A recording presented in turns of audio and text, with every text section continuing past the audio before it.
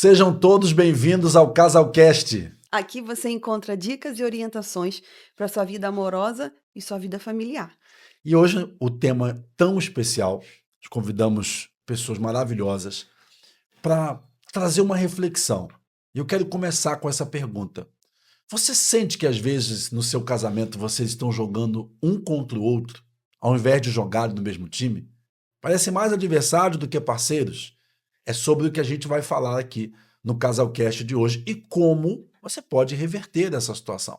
Como até momentos que parecem um fim, com uma separação, com um pensamento de divórcio, com um distanciamento, pode ser mudado. Você vai aprender tudo isso hoje aqui no Casalcast. Então fica com a gente até o final, dá o like no vídeo e já também se inscreve para você não perder nenhum episódio que vai ser lançado aqui.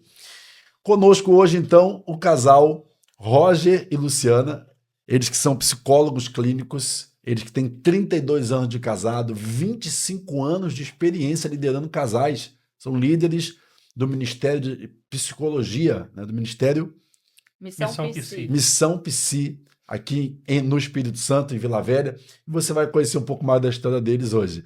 Tudo bem com vocês, gente? Tudo bem, bom dia, Thiago. Bom dia. Obrigado por aceitar esse convite, compartilhar essa história de vocês tão bonita. Que bom. Agora vocês, então, já foram adversários na vida, ao invés de parceiros? Muito. No início do nosso relacionamento, a gente era muito adversário. A gente estava jogando num campo minado. Mas, Luciana, quem discordava mais? Como é que era isso? Então, por nós termos começado um relacionamento muito jovem, na adolescência, tinha muita imaturidade. E aí, os valores eram muito diferentes, né? No início, eu queria ter uma família e Roger queria continuar na vida de solteiro. Isso acontece pouco hoje em dia, imagina. Quase não acontece hoje em dia com os casais. Era assim, então? Era assim. E aí, logo depois da gente se conhecer, veio, na adolescência, uma gravidez. Então, que nos levou a ter maturidade e persistência para agora ser realmente pais, né, e cuidar dessa criança. Então, esse meu desejo de ter uma família cresceu ainda mais. E Roger até queria ter uma família, mas ele não queria deixar a vida de solteiro. Esse é um detalhe que eu gostaria de destacar, porque eu vejo muito isso nos atendimentos, no meu dia a dia com casais. Como parece que a mulher está muito mais preparada para ter uma família, ou sonha muito mais com isso. E o homem, uma grande parte da vida, ele vai sendo atropelado pelo processo. Ele não está preparado, ele não está almejando, sonhando em ter uma família. E as responsabilidades vêm, filhos, contas, casamento. E até mesmo depois de casados com muito tempo, me parece que a mulher parece mais hábil e até mais interessada em fazer o casamento dar certo do que o homem. Você percebe isso? Tem alguma lógica nisso? Sim, eu creio, Thiago, que desde sempre a menina ela já é preparada para isso quando começa a ter os primeiros brinquedos, né? Tem boneca. Boneca é o quê? Cuidar. Né? Tem o fogãozinho, tem as panelinhas, ou seja, tudo em volta do cuidado de uma casa, de um lar, de uma preparação. Quais são os brinquedos dos meninos? Bola, carrinho. Carrinho, boneco e bola. Bateu no outro. É diversão. Então, eu acho que essa construção se dá dentro da própria família de origem, né? E na cultura também. Então, eu acho que é por aí. E para você, Roger, como é que foi esse começo, no seu ponto de vista? Então, foi um começo onde dois adolescentes com muita intensidade, nós iniciamos como que um romance de verão e eu me apaixonei por Luciana, nós nos encontramos a primeira vez no ensaio de uma escola de samba, nós não éramos convertidos. E ali iniciou esse romance. Então, com muita intensidade, sem maturidade, possivelmente daria muito errado. E aí aconteceu da gravidez, e foi o que a Luciana disse, né? Não estava preparado para assumir as responsabilidades de um homem da casa. Então, eu venho de uma família onde a comunicação, a responsabilidade do meu pai era aquela responsabilidade daquele homem que tinha que colocar o sustento em casa. Uhum. Mas a responsabilidade do cuidado da casa, do cuidado de uma família, não existia. Era deixado para minha mãe. Eu vejo isso muito nas famílias, né? A gente carrega na gente aquilo que a gente aprende na nossa Uhum, casa. E uhum. como você viu seu pai ali trazendo sustento, provavelmente ele trabalhava muito e de repente não tinha esse tempo para dar atenção para a família. Então você aprendeu isso, Sim. né? Você cresceu, aprendeu. Ah, se eu trabalhar, na cabeça assim, engravidou e agora? Na sua cabeça é assim, vou só trabalhar. Uhum. Mas esqueceu da outra parte. Por isso que muitos homens continuam querendo viver a vida de solteiro. Na cabeça deles é assim: tudo bem, tem uma família, agora tem uma filha lá que eu vou ter que criar. É só eu trabalhar. E não é bem assim, né? Quando você entra num casamento, você vê que não é bem assim. Tem tantas coisas para o casamento dar certo. É uma luta todos os dias. É verdade, esse pensamento eu vejo muito também, de que o homem pensa, a minha parte é trabalhar e trazer o sustento. Uhum. A parte dela é cuidar dos filhos e da casa. Então ele não conversa com o filho, ele não corrige, ele não participa da criação, ele não põe um limite, ele não entrega um amor, ele acha que a parte dele está sendo feita ali. No fundo, ele está fugindo, né? Porque ele se sente confortável no trabalho, porque lá ele sabe resolver. Uhum. Lá ele é bom, lá ele sabe fazer acontecer. Em casa, ele não consegue resolver as coisas. Não é algo que ele possa consertar. O filho tem um problema que ele mexe umas peças e dá um resultado. É entrega, é amor, é cuidado. E falta habilidade, mas claro que isso pode ser desenvolvido. E quais foram esses desafios de vocês nesse começo, nesses primeiros anos de casamento, de união? Bom, primeiro grande desafio era a comunicação, né? Na minha casa, tudo se resolvia ficando calado. Então, o tempo iria solucionar. E o tempo não soluciona, né, uma discussão, uma briga, uma desavença, nada disso. Já na casa de Luciana, ela veio diferente, uma família onde sentava, conversava, discutia o tema. Então, eu aprendi que o tempo iria solucionar aquilo dali. Esse foi o primeiro grande embate dentro do nosso casamento, dentro dessa relação. Segundo embate que eu tive, dificuldade, o desafio, foi que eu aprendi, dentro de um comportamento familiar, que a mentira dava certo. E eu via isso acontecendo na minha família, né? Que essa mentira ia dando certo para as pessoas. E acabou que eu aprendi, e a mentira foi o segundo maior desafio, ou talvez o primeiro maior desafio do nosso casamento. Como é que era para você isso, Luciano? Então, para mim, que venho de uma família onde as mulheres eram muito fortes, então a gente tinha essa ideia de resolver.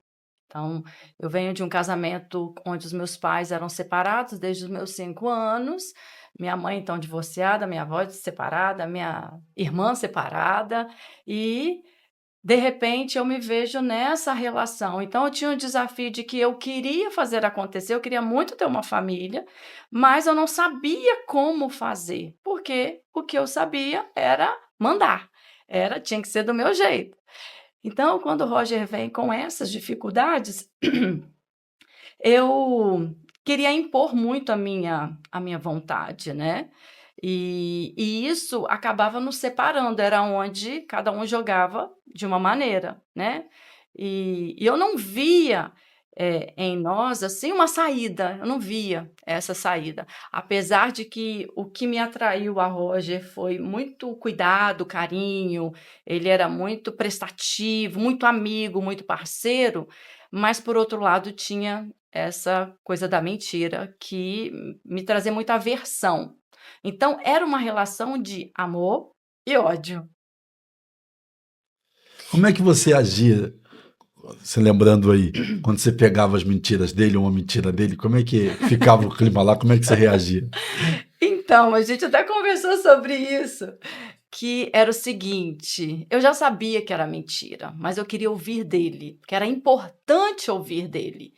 E aí, eu nem era psicóloga, claro que não, mas sabia, né, que já tinha aquela habilidade ali de escuta, e eu ia dando liberdade para ele. Ó, tô aqui, vamos lá e tal, porque eu sabia que o medo dele era que eu deixasse. Tô com você, não importa o que você me disser, a gente vai tá junto nisso. Então ia dando corda para ele, sabe? Quando ele se sentia muito à vontade, eu falava, ó, eu já sei mais ou menos disso aqui, não adianta você ir por esse caminho, porque isso aqui eu já sei.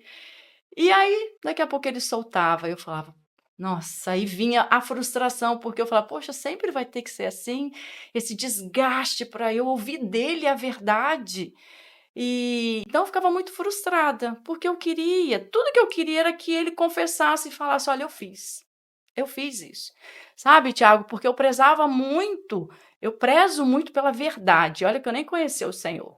Quando eu engravidei, a minha irmã já tinha engravidado. E eu sou a filha, né, mais nova de 3 filhos.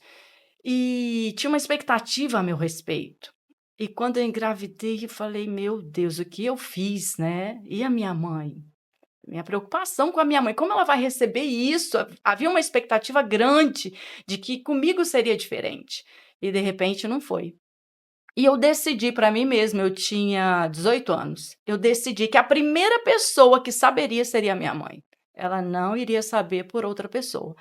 E eu acho que foi uma das piores situações que eu vivi, que eu fiquei me preparando o dia inteiro para chamar minha mãe para conversar e falar: "Mãe, tô grávida".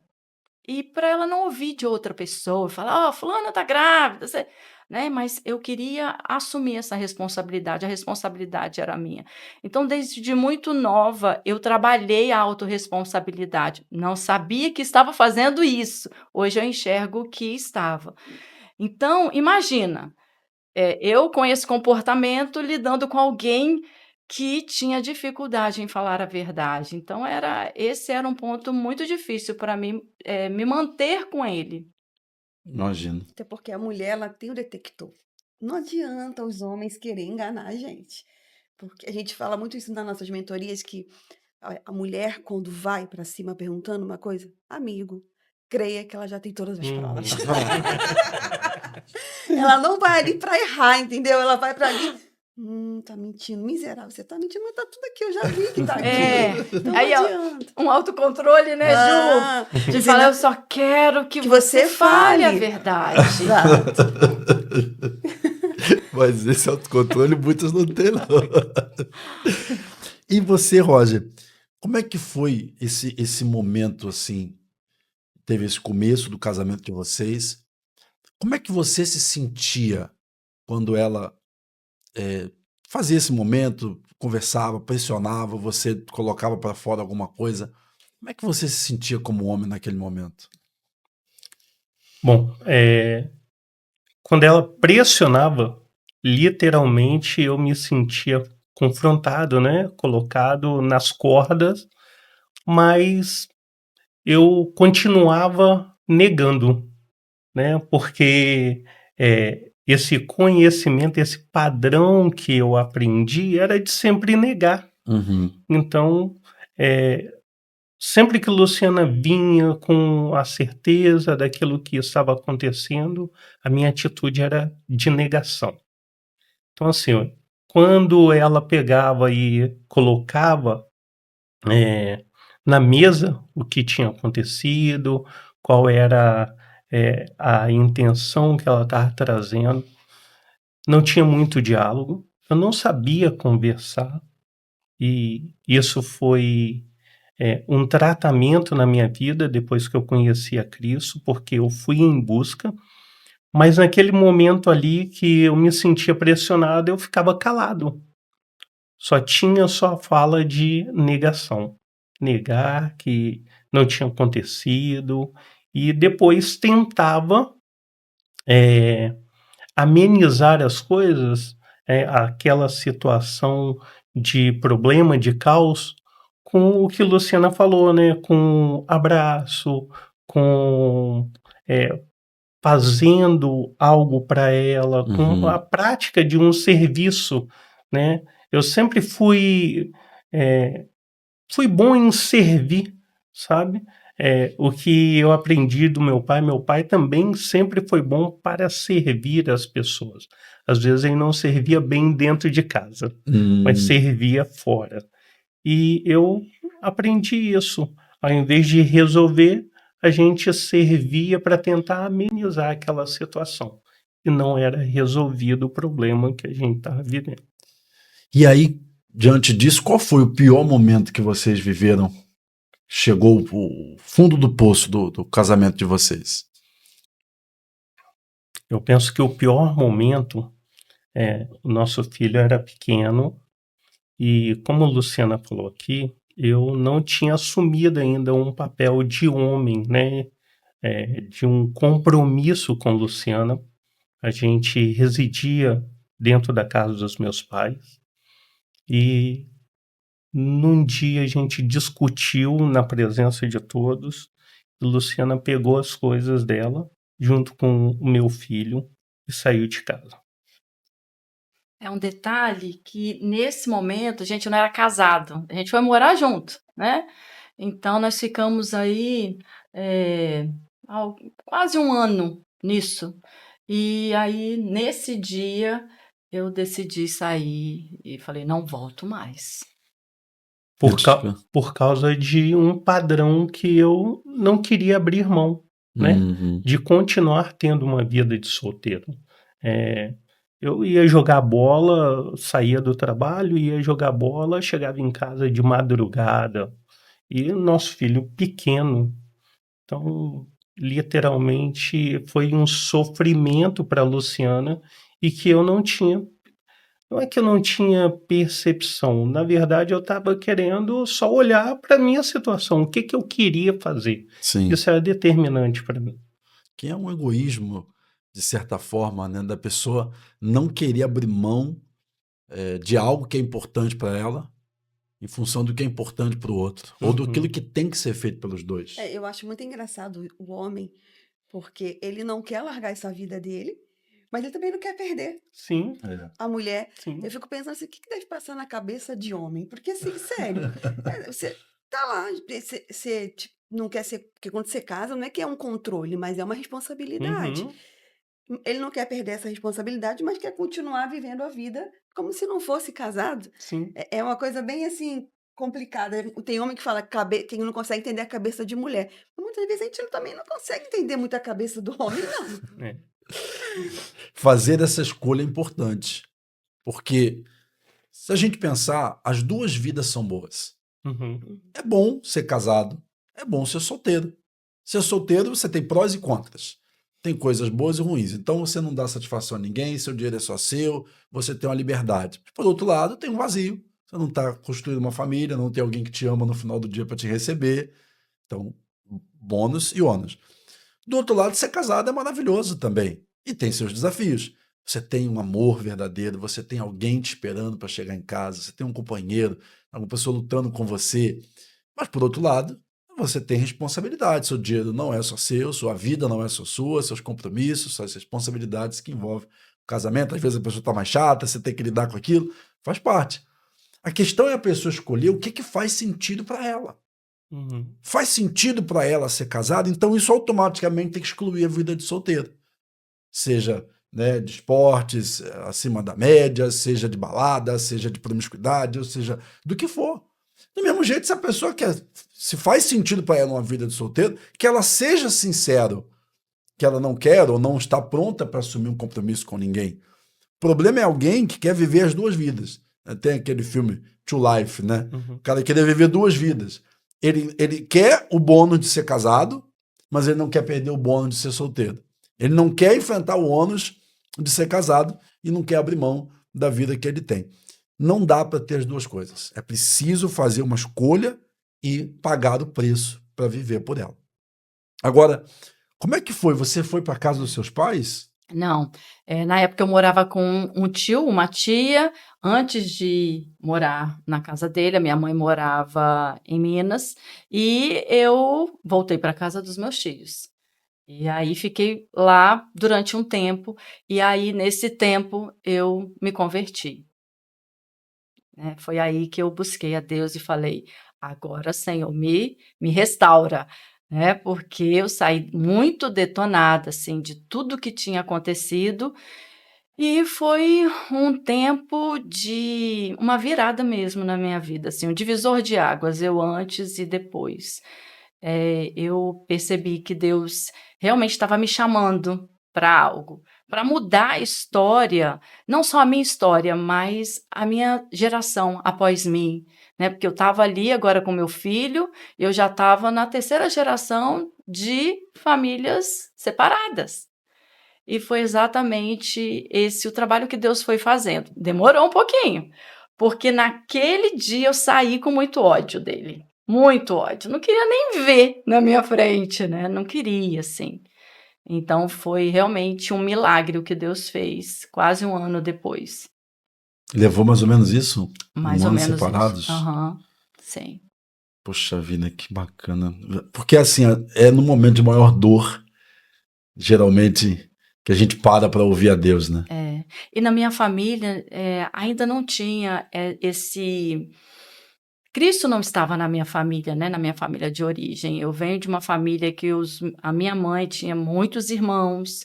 Desde muito cedo eu bebia, aos 8 anos, imagina, eu já bebia aos 8 anos, aquela coisa de churrasco no domingo, toda a família ali, aquele garrafão de vinho na boca ou na roupa, era muito comum, né? Muito natural. E então, agora eu me converto e os valores começam a ser mudados. Então, assim, Deus me fez algumas promessas, Deus mudou de uma maneira extraordinária a minha vida e foi preenchendo vazios. E logo depois, né, assim, após esse um ano, Deus fez um milagre que tirou o ódio, né, a raiva e colocou amor. Tirou a mágoa e colocou a compaixão. E foi aí que os meus olhos voltaram de novo para Ele. Foi quando o Senhor começou a falar, né, desse amor, mas o amor ágape, né, de amar a vida dele. Era o pai do meu filho. E volta e meia, quando eu estava buscando, né, eu ia para as vigílias, eu ia para a igreja. E aí, interessante que não ia só eu. Nesse momento, a minha tia, eu influenciei ela. Falei, vamos, porque o meu tio também vivia numa situação muito difícil com álcool. E eu falei, vamos buscar o Senhor. E ali começou uma história muito, muito forte, assim, de restauração e de salvação na minha família. E logo depois, né, esse um ano foi um ano de muita busca, mas no processo o Senhor foi transformando o meu coração e o Senhor já me mostrava assim, olha, o coração dele está assim. E eu, muito resistente, né, de pensar até nele, porque eu não queria, uma página virada, eu não queria. E o Senhor colocava, né, esse amor e a compaixão. Até que um dia eu estava num lugar, ninguém sabia né, do que eu orava, e Deus usou uma pessoa e falou, tem alguém aqui que ora por uma pessoa. E várias pessoas foram lá, e eu nem imaginava que era comigo. E essa pessoa, ela tem pensamentos de morte. E aí começou a falar algumas coisas muito específicas, assim, né? Ela está envolvida com álcool, a vida dela está em destruição. E aí o Senhor me revelou que era eu, levantei a mão e realmente era eu. E naquele dia o Senhor mudou dentro de mim, né, para que eu realmente o visse como alguém que Deus amava e precisava resgatar. E ali, depois de alguns meses, Roger, ele já tinha já namorava com a igreja e ele foi à igreja, né, e se converteu. E quando chegou lá, as pessoas, nessa coisa de bairro, as pessoas sabiam. E aí, quando eu olhei, falei, ah, pronto, tipo assim, tá vindo para a igreja para vir atrapalhar a minha vida, né? Eu não quero. Eu falava, ó, Senhor, eu tô orando ele para o Senhor, não é para mim, para salvação. E aí, à medida que o tempo foi passando, eu fui vendo que realmente ele estava ali.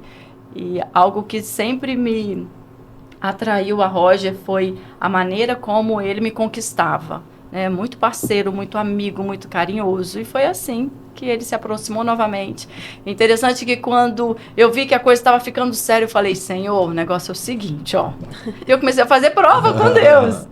Eu falei, olha, então agora, se ele quer mesmo, ele vai me pedir em casamento e vai ser tudo diferente. E eu quero assim, assim, assim, e eu quero casar, e não vai ter relação sexual, e foi diferente, porque aí agora era um tempo. E não foi muito tempo, né? A gente já estava né, se encontrando, mas mais conversando do que se relacionando. Namorando de novo. Namorando de novo, ele me reconquistando. Acredito até que a gente estava fazendo agora da maneira correta, Sim. né? Conversando, ajustando os pontos que deram errados, para que a gente agora pudesse fazer certo. E como Luciana falou, não foi da noite para o dia que isso aconteceu. Enquanto ela estava buscando a Deus, eu continuava a minha vida de solteiro. Então, assim, muita bebida, muita farra, diversão, né? E chegou uma hora que eu falei, não aguento mais, né? Vieram pensamentos de morte. Então, eu olhava para minha família e falei, eu não quero isso, eu estou perdendo aquilo que um dia você me deu, Deus, que foi a Luciana.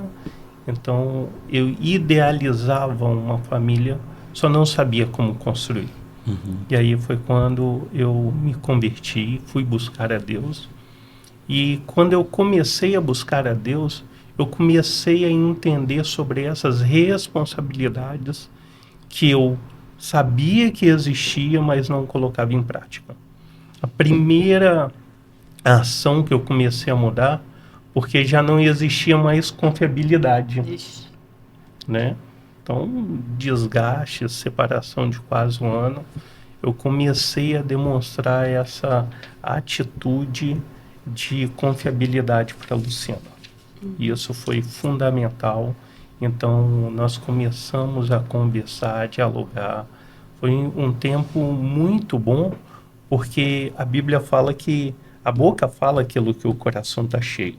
Nesse momento, o meu coração estava cheio de vontade de ter uma família, cheio de vontade de reconquistar a Luciana, da gente fazer dar certo. Não, e isso é muito importante. Eu queria que você, então, estendesse como foi esse passo a passo, tanto da sua mudança pessoal, como da reconquista do seu casamento. Não foi fácil, Thiago, porque padrões estabelecidos não se mudam da noite para o dia. Mas teve esforço. Primeira ação que teve foi o envolvimento em Deus. Eu reconheci que eu não podia continuar da forma como eu estava e que somente Deus poderia mudar a minha vida e aí mudar o meu caráter, né? Mudar os meus padrões. Então eu comecei a entender e a conhecer diante da palavra de Deus quais eram os padrões que o homem teria que ter para manter um casamento saudável e duradouro. Sim. Então, esses passos foram construídos. A primeira ação que eu tive que abandonar foi a mentira. Eu passei a ser verdadeiro, passei a falar a verdade, mesmo que viesse a me matar, porque por dentro eu sentia que eu estava sendo infiel ao meu pai, né? Aquele padrão que foi construído. Mas só que eu percebi que eu não podia mais viver agora em cima de uma crença que o meu pai tinha. Eu tinha que construir a minha família. Então foi esse tempo, a partir desse momento que eu comecei a mudar. Envolvimento, busca em Deus, atitudes mesmo de responsabilidades. Eu nunca havia trocado uma lâmpada em casa. Na minha casa, meu pai trabalhava e sempre tinha alguém que ia fazer um serviço desse. E na família de Luciana, a própria mãe fazia tudo dentro de casa. Então eu fui em busca também desse conhecimento. O que eu podia fazer dentro de casa de tarefas mesmo, domésticas, que pudesse auxiliar. Então, Eu, começou eu, essa eu mudança. acredito que a Lu também teve uma boa parte disso, porque a gente vê muitas mulheres que ela reclama muito que o marido é quieto, é calado, que não faz nada, mas ela não deixa o marido ser homem. Uhum, Por quê? Por exemplo, você tem uma criação muito parecida com a minha, muito dominadora, né? A minha família também era assim, meu marido parece muito contigo, com a sua família, né? Uma família mais assim, no sentido assim, mais quieto, mais, né, calado, mais amigável. E a gente de uma família também, meus pais também foram separados durante um bom tempo. E assim, a gente realmente aprende a ser forte, aprende a ter essa dominância. Mas, assim, vocês estão falando, eu lembro muito do nosso casamento, a gente tem que permitir, embora você começou a tomar atitudes, mas acredito que ela permitiu. sim. Que sentido? Te pedindo alguma coisa. Porque a gente sabe que se a gente colocar a mão, a gente vai resolver. Uhum, Mas a gente não quer fazer. A gente casou, a gente quer um homem que vá fazer. Que vai tomar uma atitude de estar vendo alguma coisa, não, eu vou lá fazer. Ou se realmente a gente pedir, não demore muito. uhum. Tá vendo ali que a lâmpada tá ruim? Vou lá, vou. Eu posso pagar uma pessoa para colocar, mas quando meu marido faz, olha, a gente fica, uau, eu tenho um super-homem dentro de casa, né? Então, isso vem muito realmente de família. Então, me identifiquei com a história. Então, quando a gente permite realmente o marido, ele vai fazer. E eu aprendi a respeitar o tempo também do Tiago. Eu sei que ele vai fazer, mas ele vai ter o tempo dele. Que não demore muito a fazer, mas cada um tem o seu tempo. Né? E quando a gente permite isso, é muito legal para o homem. Eu acredito que você deve ter se sentido muito homem quando ela permitiu isso para você. Segurar sua sacola, tá, a gente segura, a gente é forte. Mas deixa ele, amor, pega lá que eu tô bem hoje não. Abrir a porta de um carro, amor, abre aqui para mim, ensinar. Porque às vezes o homem não sabe disso. Então aí entra a gente vai ensinar como a gente quer.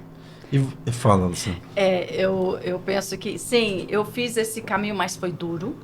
Nossa, foi difícil demais. Foi um processo na minha vida. Eu digo que é ferro afiando ferro, né? Sim. Se eu não tivesse vivido tudo que eu vivi, eu não seria quem eu sou.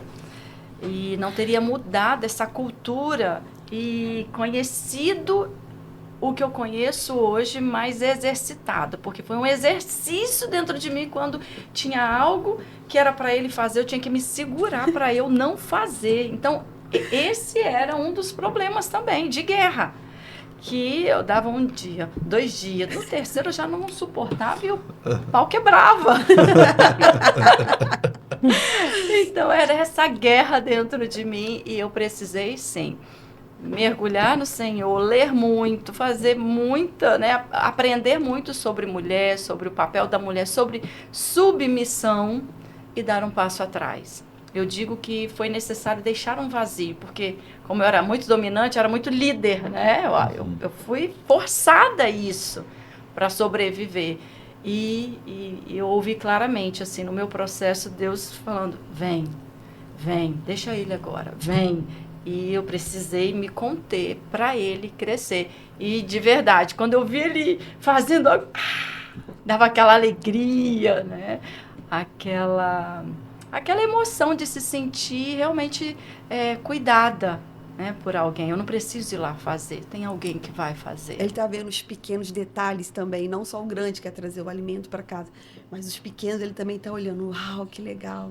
Eu vejo, queria que você comentasse um pouco mais sobre isso, porque eu vejo muitas mulheres com essa dificuldade de ir contra a sua natureza normal, de ser dominante, o jeito de falar, a maneira mais grosseira de dar ordem, de fazer as coisas.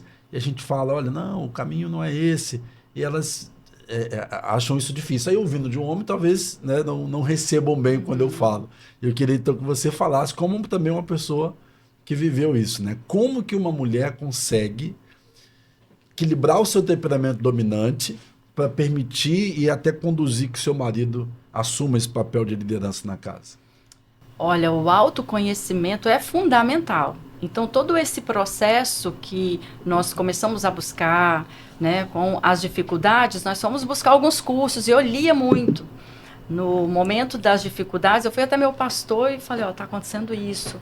Aí ele falou, minha filha, o que você tá fazendo? Eu falei, às vezes eu bato, às vezes eu quebro, às vezes... Porque era assim, as brigas.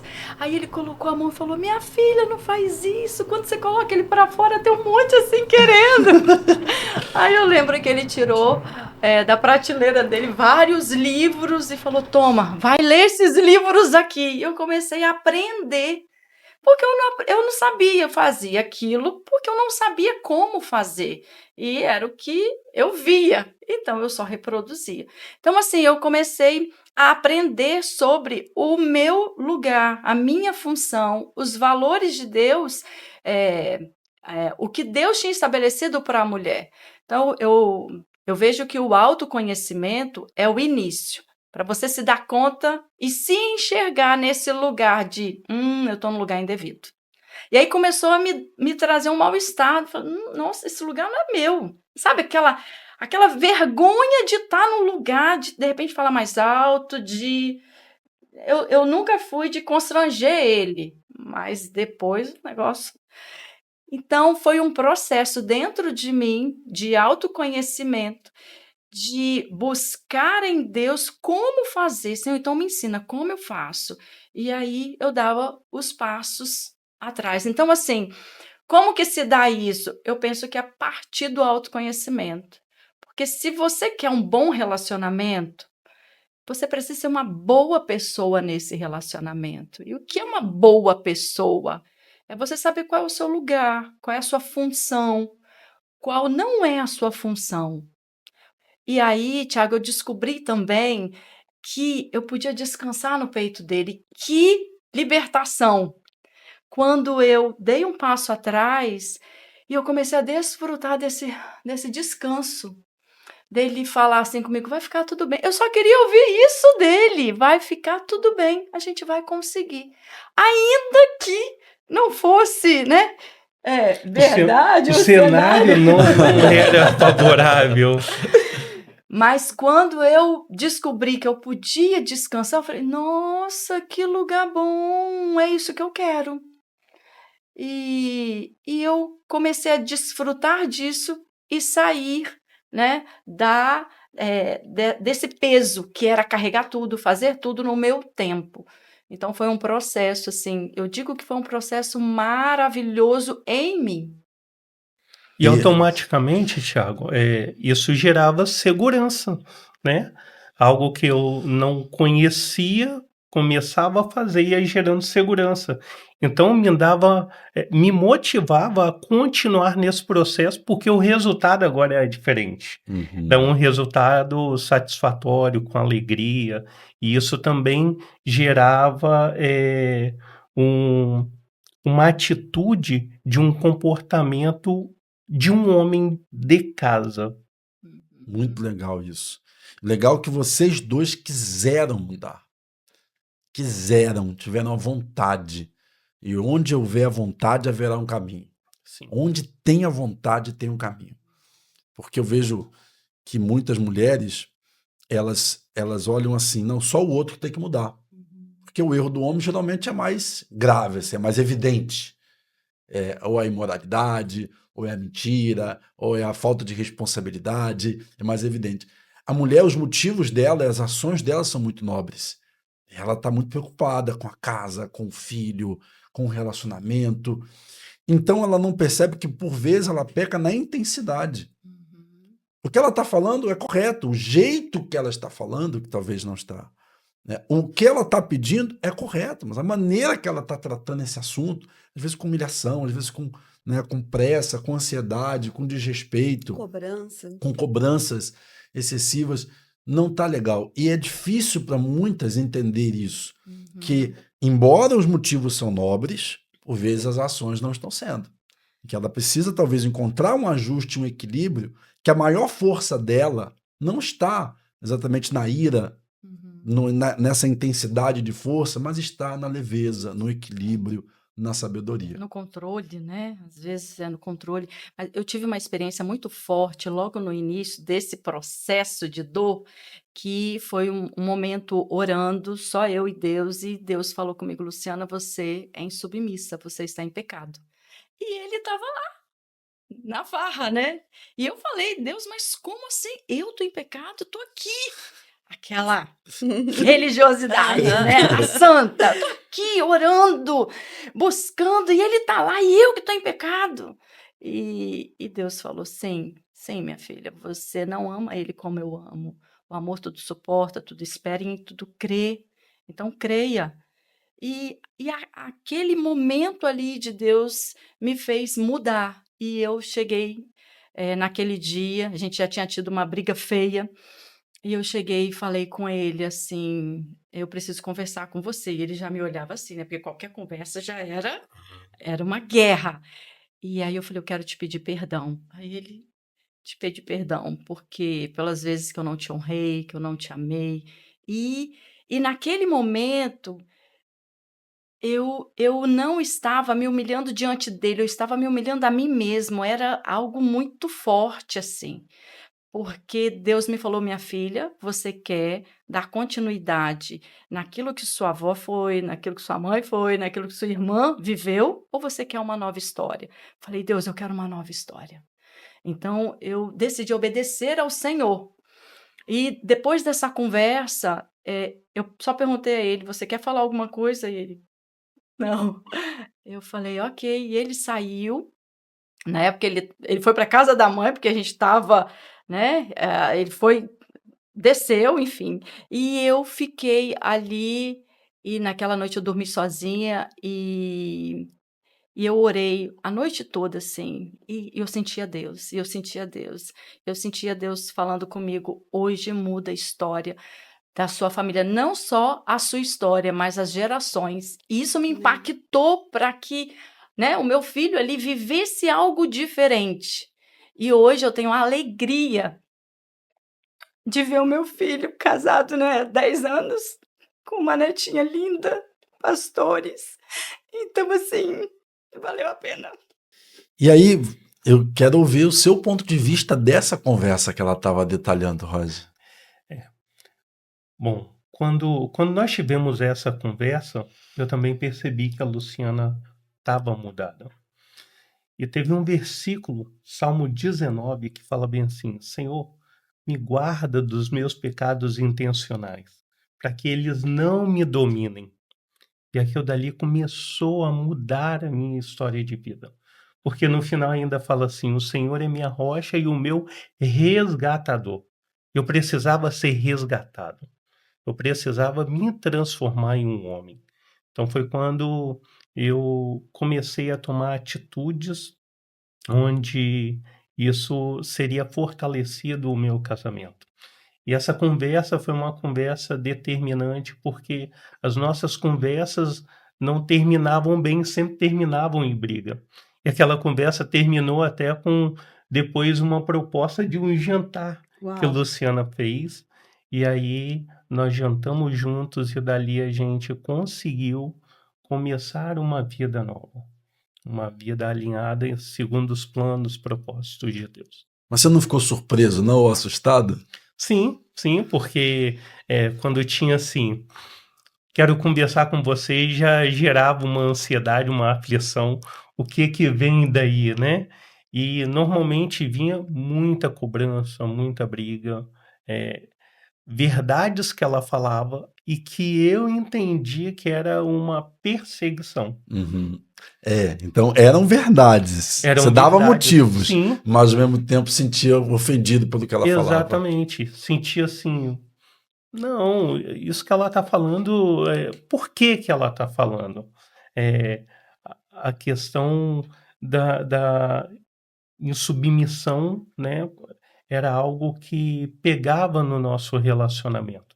Era uma ação que Luciana tinha e que eu usava como uma muleta. Então era assim, eu tinha liberdade de fazer e quando ela vinha cobrar, eu sempre falava assim, submissa.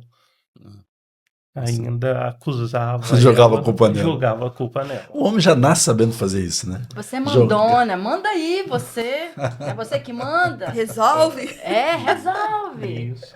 Eu falava muito isso. E isso me afetava, porque eu sabia que eu era.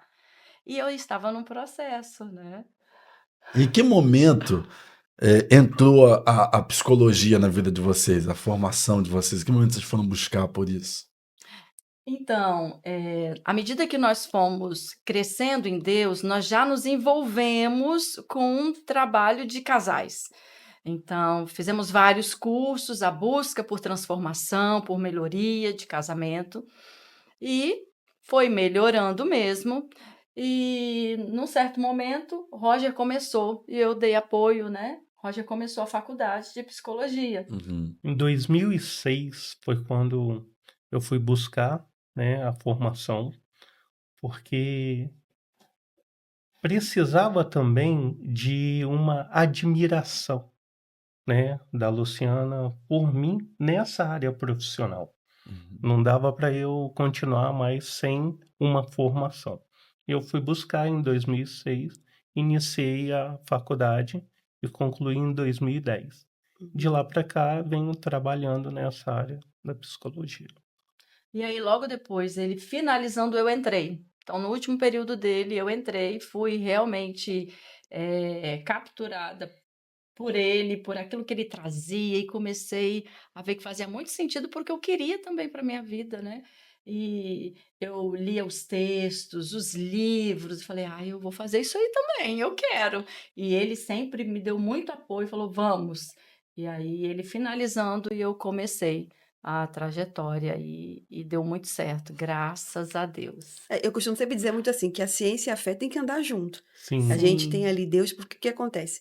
Claro que Deus é o Todo-Poderoso, ele transforma tudo, como transformou, vocês são prova viva disso. Mas quando você também vai buscar, né, essa fé com a ciência, encaixa muito. Daí a gente consegue ajudar muito mais as pessoas, porque tem pessoas que a gente fala de Deus, elas aceitam muito rápido. Mas tem pessoas que não. Que você entra ali com a ciência, com o que você aprende, depois no meio desse caminho você bota Deus.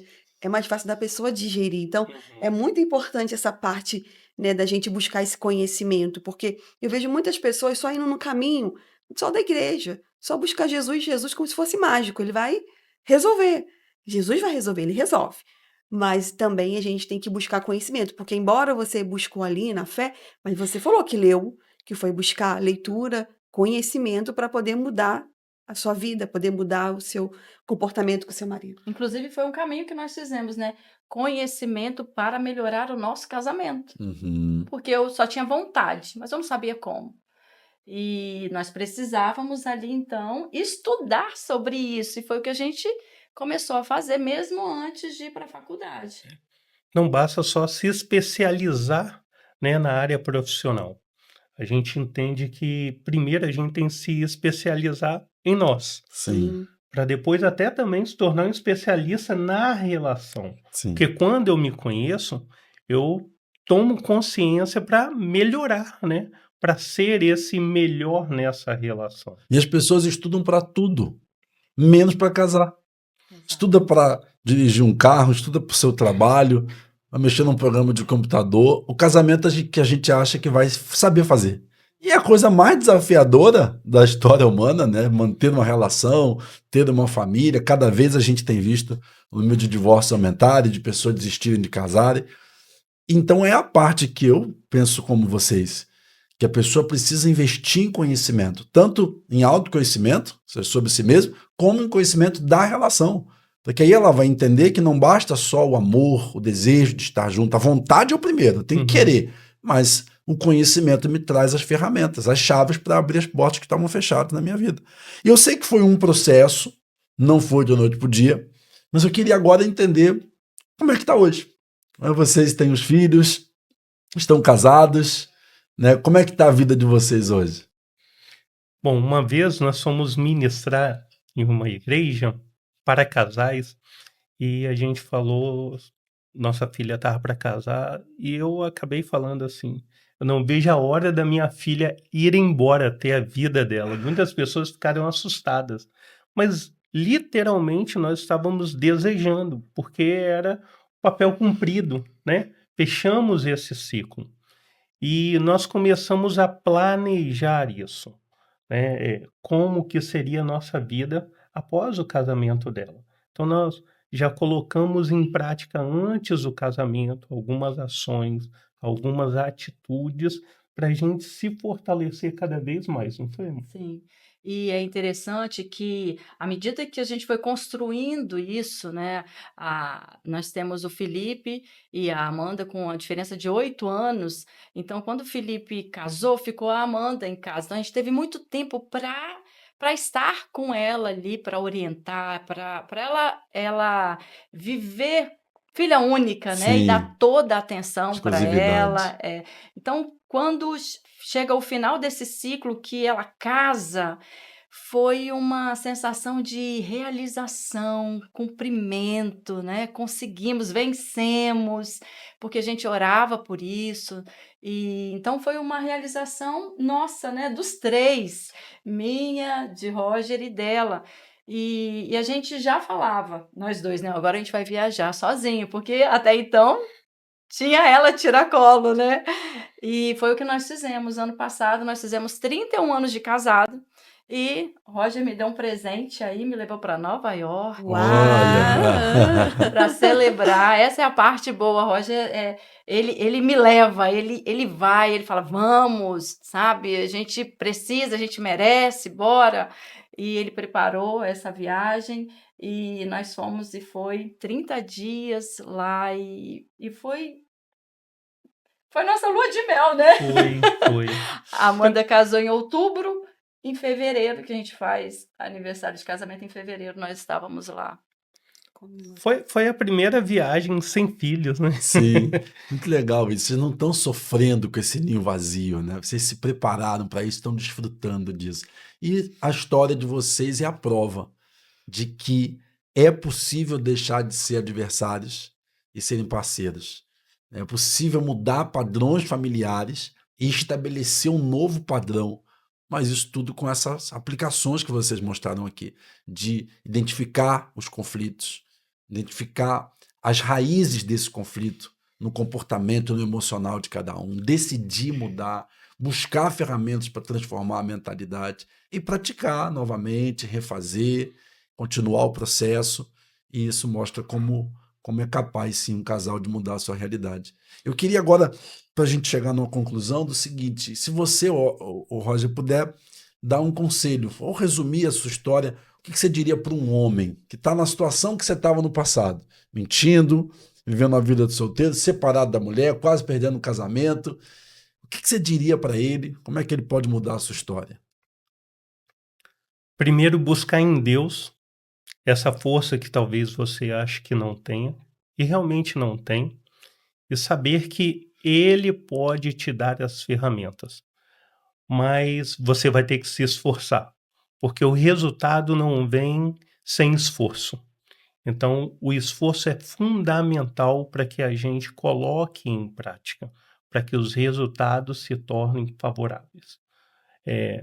Hoje eu posso dizer que eu vivo a melhor etapa, a melhor fase da minha vida, porque eu e Luciano estamos alinhados em propósitos em Deus, propósito de vida e propósitos familiares. Então hoje nós temos equilíbrio na nossa relação, uma relação saudável e duradoura. Que assim seja. E você, Luciano, o que você tem a dizer? Qual é o conselho que você pode dar a uma mulher que está na situação que você falou do seu passado? Olha, eu penso que sozinha nós não conseguimos. É fundamental que o Senhor entre na nossa vida e na nossa relação, no nosso casamento. Sem Deus, para mim, não tem casamento saudável. Então, o que eu digo é: traga Deus para a sua vida, deixa Deus mudar dentro de você, mudar você. E aí tudo à sua volta vai ser mudado, inclusive o seu marido. Então, ter determinação do que quer, né? E acreditar que você pode ir mais longe, que você não precisa ficar com os mesmos padrões da família de origem, mas você pode mudar a história. E pode mudar não só a sua história, mas as gerações que vão vir após você. Verdade. Perfeito. E quem quiser encontrar vocês e até mesmo ser atendido por vocês, né, tanto individual como em casal, como que as pessoas podem encontrar e quais os serviços vocês oferecem? Bom, eu sou psicóloga clínica, sou especialista em casais, família e no individual também. E eu tenho um Instagram, Lu Salomão, Psi, e também no WhatsApp, né? É onde marca lá os atendimentos. Ah, qual é o número do WhatsApp? É 27 99921 1615. Então, vou pedir para você repetir, mas pode repetir mais devagar. O pessoal anotar, na internet pode voltar também. Eu vou colocar na descrição, mas pode falar. Vamos lá, 27 99921 1615. Que bacana. E você atende também? Eu atendo também, atendo adultos e especificamente homens.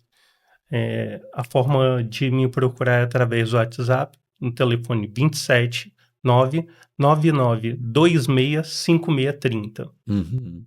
Eu vou colocar na descrição. Vocês atendem tanto presencial quanto online, né? Sim. Então, quem for do Espírito Santo pode procurá-los pelo WhatsApp e marcar presencial. E quem for de fora, Brasil, do mundo, online, né? Exatamente. Sim, inclusive casal online. Aham.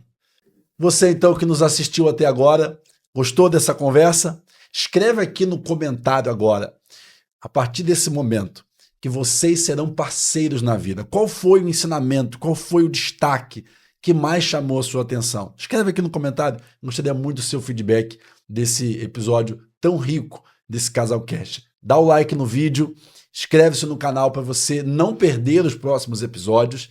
Faz o seguinte também, compartilha esse vídeo com 3 pessoas, manda para sua irmã, manda para sua amiga que o marido saiu de casa, né? Manda para o seu amigo, infelizmente confessou para você que está passando problemas no casamento. Faça com que outras pessoas sejam ajudadas e abençoadas também com essa mensagem, com essa história. Obrigado pela participação de vocês. Obrigada. Obrigado, meu amor. Nós somos gratos. Um abraço para vocês, gente. Até a Até a próxima. Tchau. Tchau.